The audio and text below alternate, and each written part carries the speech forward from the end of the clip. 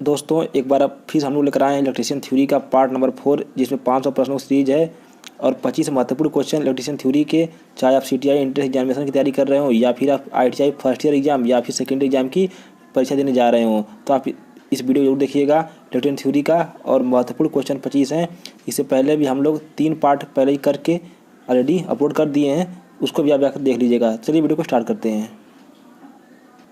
Question number 76 से हम start करेंगे। इससे पहले 1 से लेकर 75 तक क्वेश्चन अपलोड कर दिया गया है, जाकर आप लोग वीडियो देख लीजिएगा, आप लोग को चैनल पर वीडियो मिल जाएगी। तो चलिए स्टार्ट करते हैं क्वेश्चन नंबर 76। अगर आप चैनल पर नए हैं चलो सब्सक्राइब भी कर लीजिएगा। क्वेश्चन नंबर 76 पूछा गया है, lead acid battery lead acid cell के आंतरिक प्रतिरोध पर क्या प्रभाव पड़ेगा अगर सेल को लंबे समय तक निष्कर्षीय रखा जाता है। देखिए यह आपके ITI first year type question है। देखिए मिक्स क्वेश्चन आपको मिलेगा इस वीडियो में, तो इसीलिए हम यहाँ पर फर्स्ट ईयर सेकेंड ईयर दोनों के लिए ये वीडियो बहुत महत्वपूर्ण है। और CTI एंट्रेंस के लिए, CTI एंट्रेंस में आपका 75 क्वेश्चन आपके आते हैं इलेक्ट्रिशियन थ्योरी से, 75 क्वेश्चन आपके इलेक्ट्रिशियन थ्योरी से आते हैं और 25 क्वेश्चन आपके आते हैं CTI एंट्रेंस में आपके, मतलब वहाँ पर 25 क्वेश्चन आपके मेंटल एबिलिटी टाइप क्वेश्चन आते हैं, कुछ मैथ कुछ नहीं होते हैं, उसको भी आपको बता देंगे। पहले आप लोग थ्योरी को तैयार कर लीजिए क्योंकि 75 क्वेश्चन बहुत ही महत्वपूर्ण होते हैं। तो यहाँ पर पूछा गया है, बढ़ जाता है, घट जाता है, समान रहता है, घट कर शून्य हो जाता है। तो आप लोग थोड़ा सोचिए इसको। 76 नंबर क्वेश्चन यहाँ पर दिया गया है, तो 76 का आपका आंसर पहला सही हो जाएगा, घट जाता है, बढ़ जाता है। यहाँ पर लेड एसिड सेल के आंतरिक प्रतिरोध पर क्या प्रभाव पड़ेगा अगर लेड एसिड बैटरी लंबे समय तक निष्कर्षीय रखा जाता है। यहाँ पर उसका आंतरिक प्रतिरोध क्या होगा, बढ़ जाएगा। अब बढ़ते अगले प्रश्न की तरफ। प्रश्न नंबर हमारा 77 है। पूछा गया है, अर्थ टेस्टर के सिद्धांत पर काम करता है। अर्थ टेस्टर के सिद्धांत पर कार्य करता है। विभव के विभाजन विधि, विभव की विधि के पतन, प्रतिरोध विधि के पतन या फिर धारा के विभाजन विधि। जो आपका अर्थ प्रतिरोध होता है किस सिद्धांत पर कार्य करता है। अर्थ टेस्टर के सिद्धांत पर काम करता है। 77 का आपका आंसर नंबर दूसरा सही होगा, विभव विधि के पतन यानी कि फॉल ऑफ पोटेंशियल मेथड पर यहाँ पर सिद्धांत पर काम करता है अर्थ टेस्टर आपका।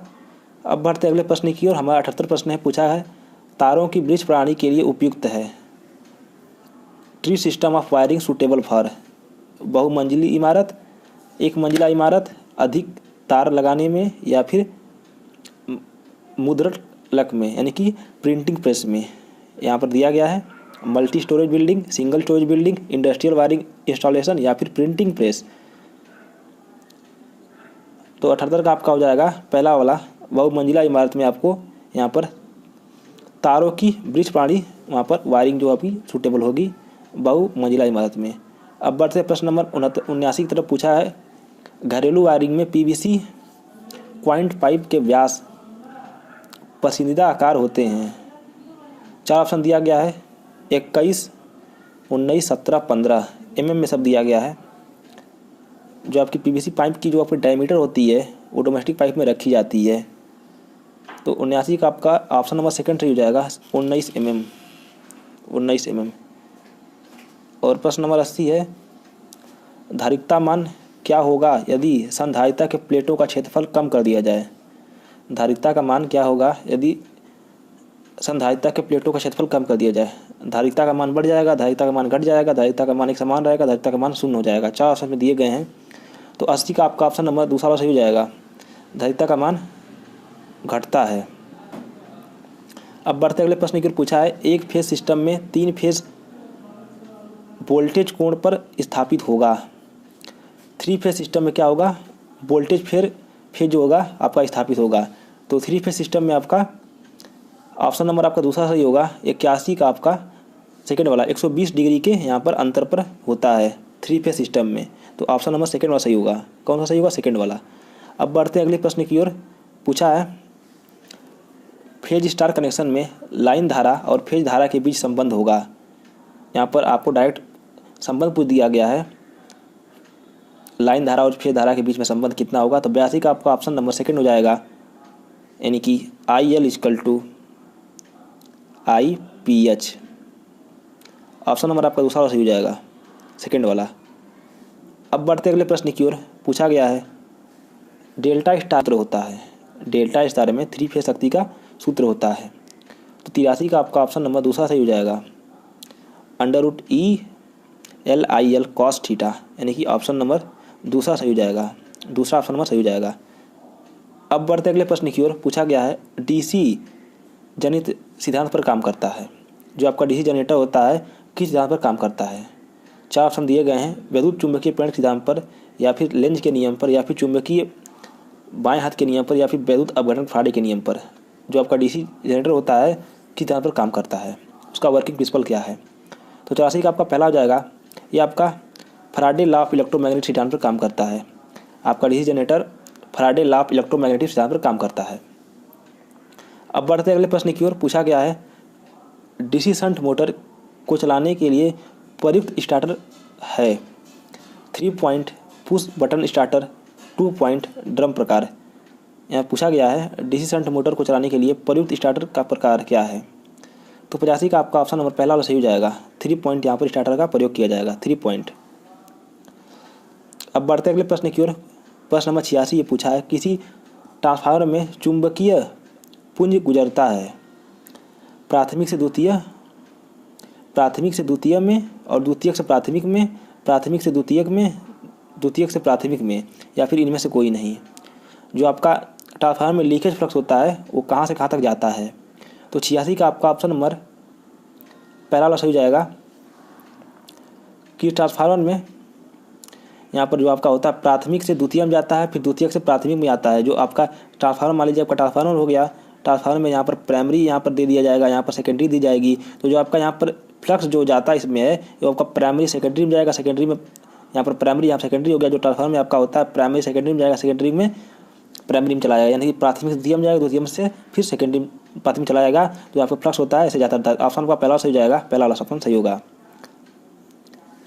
अब बढ़ते अगले प्रश्न की ओर। पूछा गया है 87 प्रश्न हमारा है डेल्टा को कनेक्ट होने पर एक ही अग्नितम लोड की तुलना में 3 चरण स्टार कनेक्टेड इंडक्टिव लोड की खपत की जानी है। यहाँ पर पूछा है the power consume of 3 phase star connected in indicate load compare to same inductive load when connected in delta will be. क्या होता है? 3 गुना हो जाएगा, 1/3 हो जाएगा, या फिर आधी हो जाएगी, बराबर हो जाएगी। यहाँ पर पूछा गया है। तो 87 का आपका ऑप्शन और दूसरा सही हो जाएगा, 1/3 यहाँ पर हो जाएगा। क्या हो जाएगा? 1/3 हो जाएगा। अब आपका क्वेश्चन नंबर 88 है कि पूछा है किसी ट्रांसफार्मर की दक्षता का अधिकतम मान क्या होगा जब। देखिए किसी भी ट्रांसफार्मर का जो होगा अधिकतम मान उसका क्या होगा जब उसकी क्या होगी, उसकी आयरन लॉस उसके कॉपर लॉस के बराबर हो जाएगा, तब वहाँ पर ट्रांसफार्मर की दक्षता 100% हो जाएगी। एफिशिएंसी पूछा यहाँ पर ट्रांसफार्मर की कैसे बढ़ जाएगी, यानी कि अधिकतम होगी। तो आपका ऑप्शन नंबर यहाँ पहला सही हो जाना चाहिए। तो 88 का आपका पहला ऑप्शन सही हो जाएगा, यानी कि जो कॉपर लॉस होगा आयरन लॉस के बराबर हो जाएगा, यानी कि कॉपर लॉस, या फिर यहाँ पर लिख दीजिए आयरन लॉस। जो आपका iron loss equal to copper loss जो आपका हो जाएगा, तो ट्रांसफार्मर की दक्षता 100% हो जाएगी, एफिशिएंसी उसकी बढ़ जाएगी। दोनों बराबर होना चाहिए। अब बढ़ते अगले प्रश्न की ओर। पूछा किसी स्टेप अप ट्रांसफार्मर में उपयोग द्वारा निम्न में से क्या बढ़ाई जा सकती है? वोल्टेज, पावर, धारा, आवृत्ति क्या बढ़ाई जा सकती है? तो देखिए यहाँ पर 89 का आपका पहला सही हो जाएगा। किसी भी ट्रांसफार्मर में स्टेप अप ट्रांसफार्मर में क्या पूछा है यहाँ पर? स्टेप अप ट्रांसफार्मर में क्या इंक्रीज होगी? वोल्टेज इंक्रीज होगा। यहाँ पर क्या होगी? वोल्टेज बढ़ाई जाती है। स्टेप अप ट्रांसफार्मर में आपकी वोल्टेज को बढ़ाया जाता है। यहाँ पर ऑप्शन पहला सही हो जाएगा।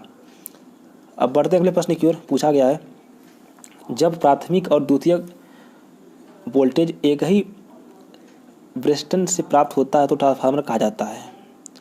व्हेन प्राइमरी या secondary are derived from the same winding the transformer is called. देखिए कोई ट्रांसफार्मर हो, वहाँ पर एक ही वहाँ पर वाइंडिंग लगाई गई हो, उसी पर प्राथमिक भी लगा दिया गया हो, उसी पर सेकेंडरी भी लगा दिया गया हो, तो वो कैसा ट्रांसफार्मर कहलाएगा? तो 90 का आपका हो जाएगा ऑप्शन नंबर सेकेंड, वो आपका ऑटो ट्रांसफार्मर कहलाएगा। कौन ट्रांसफार्मर कहलाएगा? Auto transformer. मान लीजिए एक ही आपकी वाइंडिंग हो, इसी पर आपको प्राथमिक भी लगा दिया जाए, इसी पर सेकेंडरी भी लगा दिया जाए, जो आपकी वाइंडिंग होती है, तो इसको हम बोलते हैं ऑटो ट्रांसफार्मर। 90 का आपका ऑप्शन नंबर दूसरा सही हो जाएगा। अब बढ़ते हैं प्रश्न नंबर 91 की तरफ, जो हमारे इस प्रकार है। पूछा गया है EMI प्रकार के यंत्र में होता है रेखीय पैमाना, अरेखीय पैमाना, घातीय पैमाना, अगुणकीय पैमाना। तो 91 का आपका ऑप्शन नंबर दूसरा सही हो जाएगा। कौन सा होगा? दूसरा वाला सही होगा, रेखीय पैमाना। नॉन लीनियर स्केल, अरेखीय पैमाना, अरेखीय पैमाना सही हो जाएगा दूसरा। अब बढ़ते हैं प्रश्न नंबर 92 की तरफ। पूछा है इंसुलेशन प्रतिरोध को मापने के लिए किस यंत्र का प्रयोग किया जाता है। इंसुलेशन प्रतिरोध को मापने के लिए किस यंत्र का प्रयोग किया जाता है। तो 92 का आपका पहला ऑप्शन सही हो जाएगा, मेगर का प्रयोग किया जाता है। किसका प्रयोग किया जाता है, मेगर का प्रयोग किया जाता है। इंसुलेशन प्रतिरोध नापने के लिए आपको मेगर का प्रयोग करना पड़ेगा। अब बढ़ते प्रश्न नंबर 93 की तरफ। पूछा गया है PMMC प्रकार के मीटर का सिद्धांत के समान है। डीसी जनित ट्रांसफार्मर, मूविंग आयरन मीटर या फिर डीसी जनरेटर। तो 93 का आपका ऑप्शन नंबर चौथा सही हो जाएगा, डीसी जनरेटर के यहाँ पर सिद्धांत पर काम होगा। PMMC प्रकार के मीटर का सिद्धांत यहाँ पर डीसी मोटर के सिद्धांत पर समान है। अब बढ़ते प्रश्न नंबर 94 की तरफ। पूछा है जीना डायोड की शक्ति का अव्यय है। जीना डायोड की शक्ति का अव्यय है। 4 ऑप्शन में दिए गए हैं। शून्य भार धारा पर न्यूनतम होता है, शून्य भार धारा पर अधिकतम होता है, या फिर सदैव शून्य होता है, या फिर भार धारा परिवर्तन में अपरिवर्तित रहती है। तो 94 का आपका ऑप्शन नंबर दूसरा सही हो जाएगा। दूसरा शून्य भार से अधिकतम होता है, शून्य भार से अधिकतम होता है। अगर आप लोग चैनल पर नए हैं, चैनल को सब्सक्राइब जरूर कर लीजिएगा और वीडियो को ज़्यादा शेयर भी कर दीजिएगा। बहुत ही महत्वपूर्ण 25 क्वेश्चन आप लोग के लिए हैं। ऐसे ही आप लोग के लिए हम महत्वपूर्ण क्वेश्चन लाते रहते हैं। अब बढ़ते प्रश्न नंबर 95 की तरफ। पूछा गया पी प्रकार के अर्धचालक में बहुमत होने वाले हैं। In P type semiconductor majorities carriers are. 4 option दिया गया है, होल्स, मुक्त इलेक्ट्रॉन, वैलेंस इलेक्ट्रॉन या फिर न्यूट्रॉन्स। तो 95 का आपका ऑप्शन नंबर पहला वाला सही हो जाएगा। कौन सा सही होगा, पहला वाला, होल्स। यहाँ पर ऑप्शन नंबर सही होगा, पहला वाला, होल्स। अब बढ़ते प्रश्न नंबर 96 की तरफ। पूछा है in diode terminology PIB stand for. PIB का यहाँ पर पूछा है क्या होगा, full form. Peak inverse voltage polarity identification value, या फिर पीक इनवर्स वैल्यू, या फिर पीक इंस्टॉलेशन वोल्टेज। तो 96 का आपका पहला वाला ऑप्शन सही होगा। 96 का पहला वाला ऑप्शन सही हो जाएगा। 96 का आपका पहला ऑप्शन सही हो जाएगा, peak increase voltage, peak inverse voltage, sorry, PIB का फुल फॉर्म होगा यहाँ पर peak inverse voltage, peak inverse voltage. अब बढ़ते हैं अगले प्रश्न की तरफ। जो मेरा प्रश्न पूछा है 97, जो इस टाइप का है। पूछा है एन SCR इज, SCR क्या है, 3 लेयर टर्मिनल वोल्ट डिवाइस है, या फिर 3 लेयर 4 टर्मिनल डिवाइस, या फिर 4 लेयर 3 टर्मिनल डिवाइस, या फिर 4 लेयर 4 टर्मिनल डिवाइस। तो SCR जो आपका होता है 97 का आपका ऑप्शन नंबर थर्ड वाला सही जाएगा, थर्ड वाला, यानी कि 4 लेयर और 3 टर्मिनल इसमें होता है। 4 लेयर होगी या 3 टर्मिनल इसमें होंगे SCR में। अब बढ़ते हैं अगले तरफ प्रश्न की तरफ। पूछा है बाइनरी नंबर यहाँ पर दिया गया है दशमलव के बराबर होगी। तो इसको सॉल्व करना पड़ेगा थोड़ा सा, आप इस लोग सॉल्व करिएगा। इलेक्ट्रॉनिक्स का क्वेश्चन दिया गया है, बाइनरी संख्या यहाँ दी गई है, दशमलव के बराबर होगा। ऑप्शन आपका बता देते हैं। 98 का आपका तीसरा सही होगा, यानी कि 5 यहाँ पर ऑप्शन सही होगा, तीसरा और 5। थोड़ा इसको देख लीजिएगा आप लोग। अब पढ़ते अगले प्रश्न की ओर। 99 हमारा इस प्रकार पूछा है हेक्साडेसिमल प्राणी में अक्षर डी दशमलव संख्या का प्रतिनिधित्व करता है। हेक्साडेसिमल प्राणी में अक्षर डी दशमलव संख्या के प्रतिनिधित्व करता है। हेक्साडेसिमल में क्या करता है यहाँ पर देख लीजिए। तो 99 का आपका ऑप्शन नंबर थर्ड सही हो जाएगा, 13। यहाँ पर 13 जो ऑप्शन होगा वही आपका अक्षर डी पर दशमलव संख्या पर आता होगा। अब बढ़ते हैं अगले तरफ प्रश्न की तरफ। प्रश्न नंबर हमारा 100 है। पूछा है निम्नलिखित में से सत्य सारणी दर्शाता है। जो आपका सही होगा सारणी, कौन सा यहाँ पर आउटपुट सही है। तो देखिए यहाँ पर ऑप्शन दिया गया है XOR गेट, या फिर NAND गेट, या फिर AND गेट, या फिर OR गेट। यहाँ पर टेबल बनाया गया है और पूछा गया इसमें से कौन सी सारणी होगी, ये कौन सा गेट को यहाँ पर अपनाता है। तो 100 का आपका ऑप्शन नंबर पहला सही हो जाएगा, XOR गेट। यहाँ पर ये सारणी यहाँ पर दिखाई गई है XOR गेट की। आशा करता हूँ आप लोग को वीडियो बहुत ही पसंद आएगी। चैनल को लाइक करिएगा। और अगले प्रश्न में हम लोग 101 से लेकर 125 तक क्वेश्चन सॉल्व करेंगे, यानी कि अगले पार्ट में भी हम लोग 25 क्वेश्चन और सॉल्व करेंगे, जो कि बहुत ही महत्वपूर्ण सारे क्वेश्चन हैं। और ऐसे ही हम लोग क्वेश्चन करते रहेंगे। और चैनल को सब्सक्राइब करिएगा आप लोग, और वीडियो को ज़्यादा लाइक करिएगा। मिलते हैं नेक्स्ट वीडियो में।